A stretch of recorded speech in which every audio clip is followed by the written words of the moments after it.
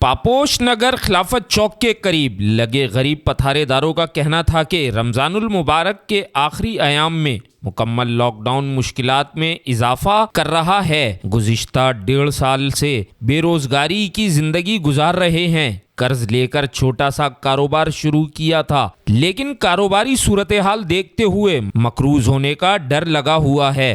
بڑی مشکلات میں گھرے ہوئے ہیں، کیا کریں اور کیا نہ کریں سمجھ نہیں آ رہا۔ یہ پہلا سیزن ہے جس میں خریدار بہت کم دکھائی دے رہے ہیں۔ ہم حکومت کے شکر گزار ہیں کہ انہوں نے ہمیں کام کرنے کے لیے ایک دن اور دے دیا ہے۔ ڈیلی بیس پہ دیہڑی پہ کام کرنے والے ہیں، اگر ایک دن چھٹی ہوگا ہمارا گھر مشکل ہے کیونکہ 500 روپے دیہڑی ہے، پلس گھر بھی ہے، کرائے کا آنے جانے کا کنویز بھی ہے، اس سے 500 روپے میں گزارا ہوتا نہیں ہے۔ کاروبار بھی پہلے ایسا ہے نہیں اس وقت، بس یہ کہ اللہ پیر کر کے بس اپنی دیہڑی بس یہاں پہ نکال لیتے ہیں۔